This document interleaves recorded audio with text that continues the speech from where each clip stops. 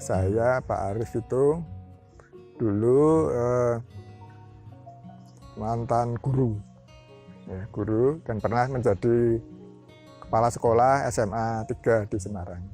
Ya, terus kemudian dia pindah menjadi salah satu staf di Kanwil PDK di Semarang. Tapi sebelum jadi guru itu beliau menjadi tentara, jadi CPM. Terus bapak saya mau dipindah ke Salatiga menjadi kalau sekarang namanya kepala staf Kodim di Salatiga, tapi ibu tidak mau karena jadi tentara berat. Bapak saya pernah ditangkap Belanda dan sebagainya, ibu saya tidak mau. Akhirnya dia keluar dari tentara, terus ngelamar-ngelamar. Yang paling senang itu jadi guru, karena dia tenang jadi guru. Tapi sebelum jadi guru ya sekolah dulu. Dan karena bapak saya itu militer, apalagi di CPM, itu menerapkan itu disiplin tinggi, sangat ketat sekali, disiplinnya sangat ketat. Jadi meskipun saya kecil SD gitu, saya harus belajar dengan adik-adik saya. SD itu di sekolah Katolik, di namanya Sekolah Bernardus, yang kalau di Semarang itu di mana, di Gereja Randusari, itu di Katedral Semarang di dekat Tugu Muda.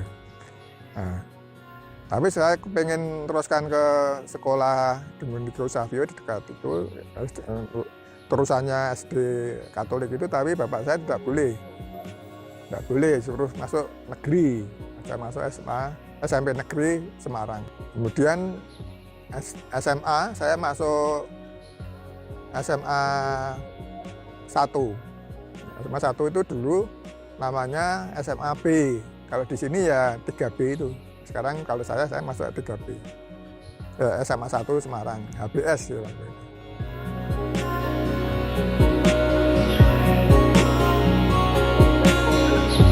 Saya masuk menjadi mahasiswa Fakultas Teknologi Pertanian Universitas Gadjah Mada itu tahun 1971 dalam program jurusan Mekanisasi Pertanian.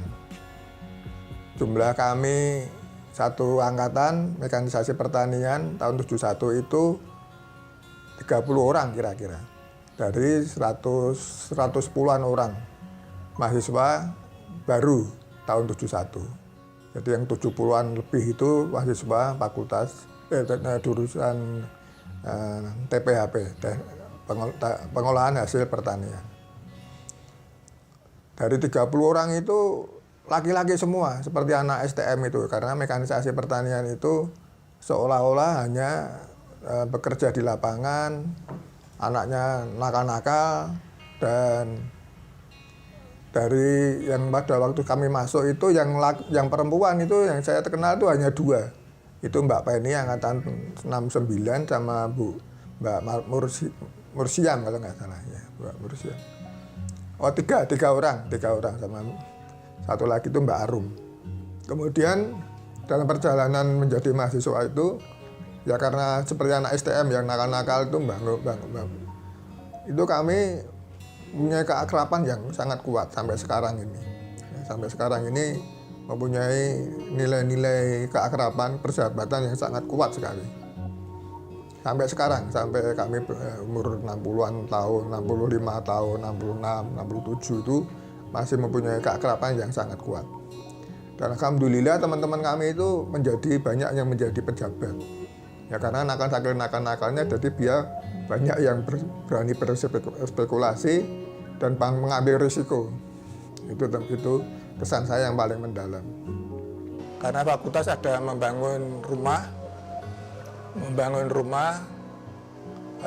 dinas, saya diminta untuk menjadi mandor bangunannya itu.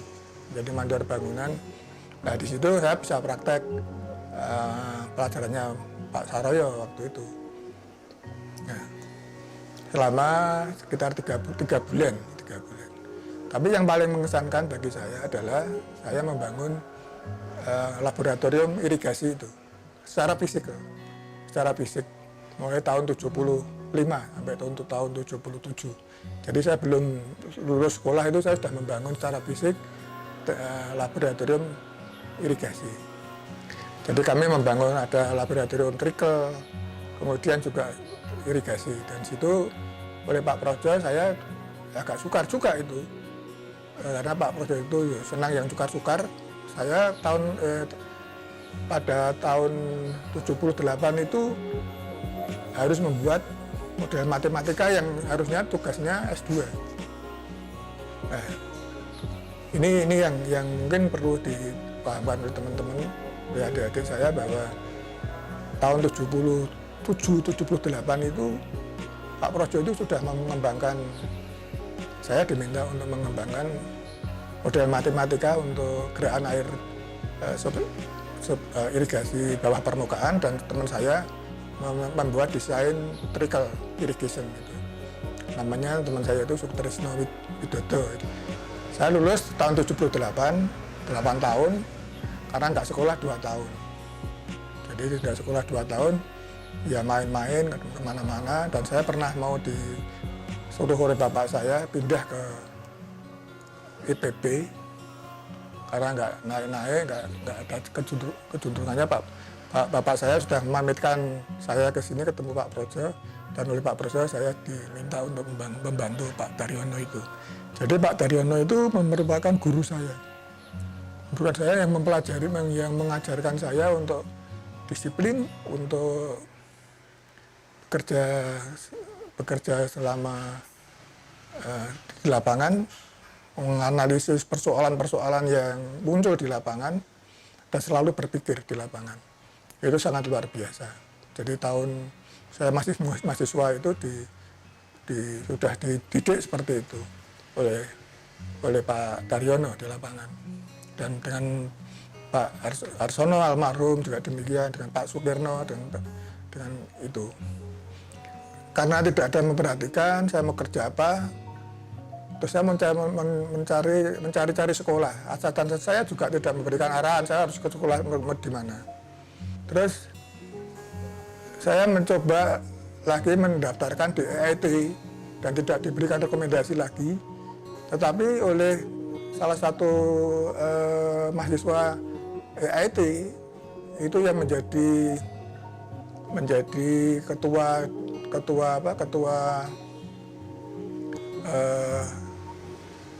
student union dari EIT, mahasiswa Indonesia yang sekolah di EIT. Saya diberi rekomendasi, satu lagi dari Pak Sujarwadi. Nah, tetapi di EIT memberikan pengalaman yang luar biasa untuk saya. Jadi etos belajar sangat kuat, dan ini menjadi bekal saya untuk sekolah S3 ke depan. Setelah saya pulang hampir 2 tahun itu, sebelumnya saya menikah dulu. Terus setelah saya menikah itu, setelah saya menikah 2 tahun, saya mencari sekolah. Nah, kebetulan Pak Projo mempunyai kerjasama dengan Ford Foundation yang tempatnya itu di lokasi penelitiannya itu di Madiun. Saya sebetulnya nggak ikut di situ, penelitian di situ. Yang ikut ada senior saya, ada Pak Wisnu, ada Pak yang pernah diajak ke fakultas di universitas saya, itu ada senior saya yang lain. Saya tidak masuk di situ. Nah, kemudian saya iseng-iseng begitu ketemu sama Bu Korten itu menawari, "Kit, kamu mau sekolah enggak?" "Mau." Nah, saya terus dipanggil ke Madiun, saya diwawancara sebentar, terus saya diberi beasiswa. Jadi tugas saya waktu itu dosen sekolah sebagai sekolah doktor itu seperti dokter proyek begitu, karena Pak Projo punya pekerjaan penelitian dengan Ford Foundation di Filipina. Saya membawa anak saya, keluarga saya sekolah ngambil course-nya itu sekitar hampir 20 bulan. Ya, 20 bulan.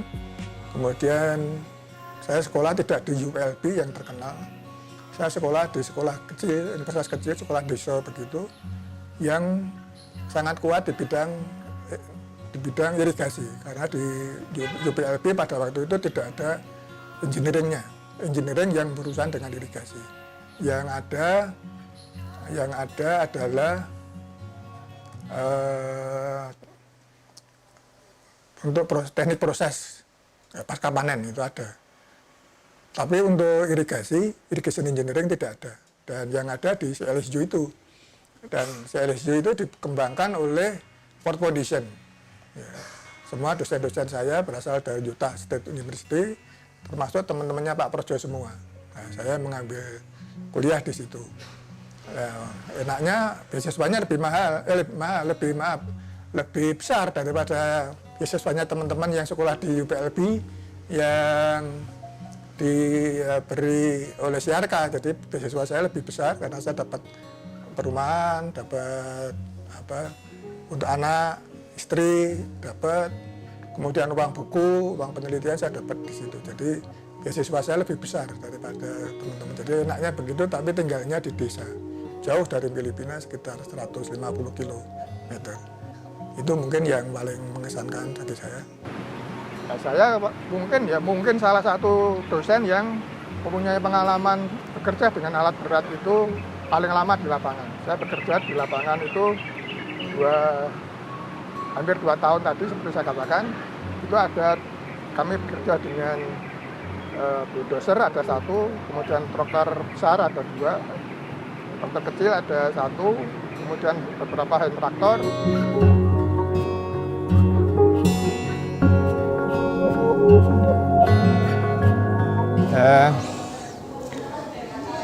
Ada perbedaan antara irigasi yang saya pelajari dulu sekitar tahun 70-an sampai sekarang ini, mulai masuk tahun 2018, yang menurut kata-kata anak-anak muda itu menjadi irigasi zaman now, itu sudah sangat berubah sekali. Sudah sangat berubah sekali. Dulu irigasi itu hanya ditandai atau ditengarai atau difokuskan pada pengembangan infrastruktur saja. Nah, zaman sekarang ini dengan berkembangnya ilmu pengetahuan, teknologi, dan sekarang ini berkembang menjadi ada sistem informasi dan sebagainya, itu fokusnya itu adalah menjadi manusia, institusi.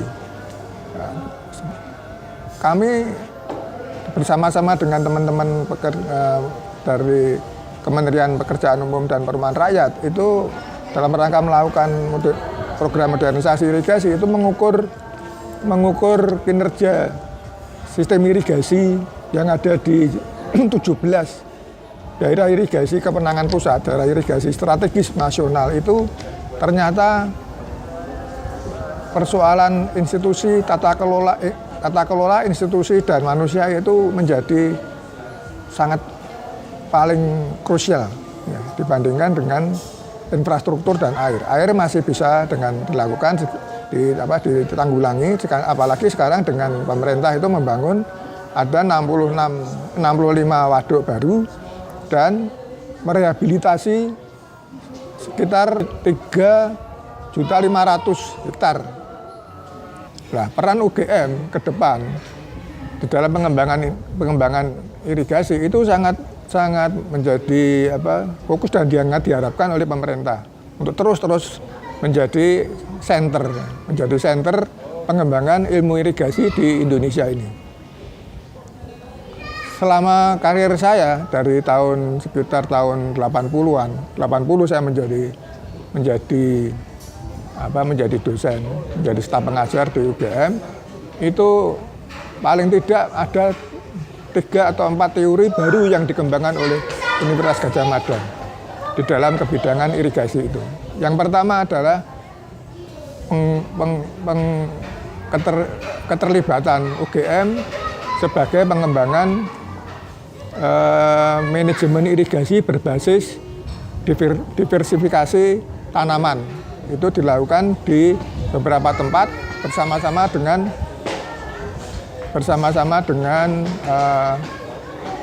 Institut Manajemen Irigasi Internasional Institut Internasional Manajemen Irrigation Management atau IIMI yang pusatnya di Sri Lanka. Nah, itu tokohnya adalah Profesor Suprojo almarhum.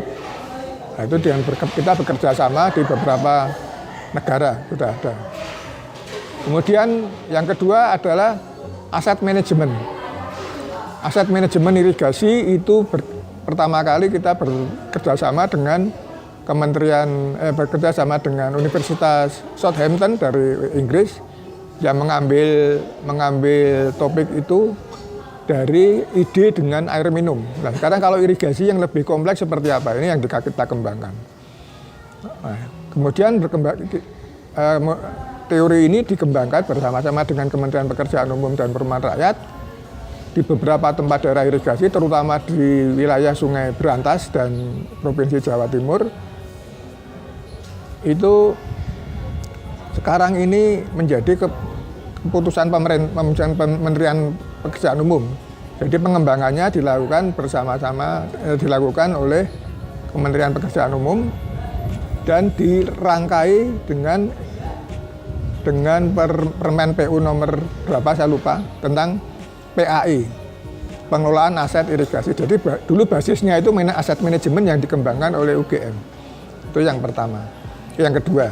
Kemudian yang ketiga adalah sekarang ini kita mulai mengembangkan, tadi sudah saya singgung sedikit di luar, adalah mengembangkan knowledge management untuk pengelolaan irigasi itu. Ya, nanti dipakai basisnya untuk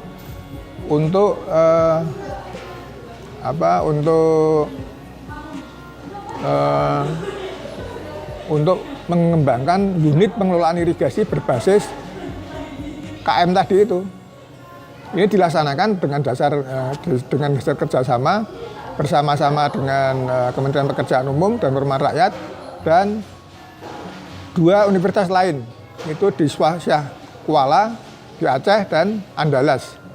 Nanti kita akan bersama-sama dengan mereka untuk mengembangkan itu bersama-sama, dan karena mempunyai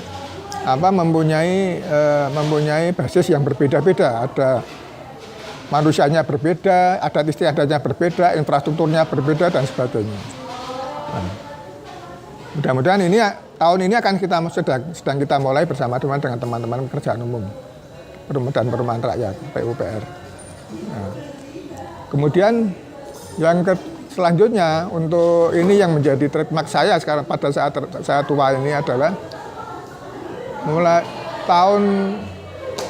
5 tahun ke belakang, 5 tahun ke belakang itu mengembangkan gerakan irigasi bersih bersama-sama dengan teman-teman alumni. Idenya adalah pada waktu tahun 2012 ada seorang petani yang komplain, mengeluh bahwa sampah irigasi itu sudah mulai masuk ke dalam sudah masuk ke dalam salurannya. Saluran-saluran dan sawah-sawah mereka itu. Nah, ini tidak ada yang nanggapi tadinya. Nah, akhirnya saking judeknya mereka tidak ada yang nanggapi, terus datang ke kampus mengeluh kepada kami untuk segera ditolong, untuk segera ditindaklanjuti bagaimana caranya sampah itu tidak masuk ke dalam saluran irigasi loh. Setelah itu kita tawarkan, mungkin harus ada kita lihat ternyata itu institusinya P3A yang dulu pernah dibentuk dan di Bantul itu menjadi juara nasional itu sudah kolaps, sudah tidak ada karena kesalahan pemerintah melakukan perubahan pemberdayaan petani tadi itu. Nah, dengan beberapa teman alumni yang dipelopori oleh angkatan tahun 71, angkatan 69, 70, kemudian sampai 73, itu digerakkan gerakan irigasi bersih itu dan dicanangkan tahun 2013 di Bendung Tegal. Jadi pada waktu itu ada alumni-alumni kumpul di rumah saya ingin menggerakkan gerakan irigasi bersih itu. Dan sekarang salah satu tokohnya sudah almarhum, itu Etik Angkatan 73, dia bekas direktur DPI yang sangat membantu lagi. Dan satu lagi adalah Nari Bronto, itu dia juga dulu mengembangkan dan sekarang ini sudah tidak begitu aktif lagi. Nah, sekarang GIB ini menjadi pusat jujukan orang-orang banyak untuk belajar tentang bagaimana menggerakkan irigasi bersih dalam keadaan yang institusinya itu sudah, kalau dalam bahasa Jawanya itu adalah bahasa Jawa yang kowar, tidak diopeni lagi. Nah, ini bisa jalan dan orang-orang dari luar negeri itu datang juga belajar. Ada di Universitas Minnesota, ada yang dari Jepang, kemudian ada dari UNESCO juga ada, dari IHV, Delft itu juga ada. Ya, kemudian dari Delft itu juga belajar tentang atau bersama-sama dengan kita untuk melihat kiprahnya GIB. Ada orang dari Universitas PBB yang juga mengunjungi dan belajar, tinggal di Pleret di tempatnya ketua GIB Mbah Narti itu selama 3 bulan. Nah, GIB ini dikembangkan sebetulnya tidak hanya untuk pengembangan masyarakat saja, tetapi juga ada teorinya. Karena kita juga sebagai orang pendidikan ada teorinya yang harus dikembangkan. Nah, ini yang meneliti tentang gerakan irigasi bersih itu adalah saudara Dede Soleman. Dia mengambil program studi teknik lingkungan sekolah pasca sarjana. Ini hampir selesai dia itu.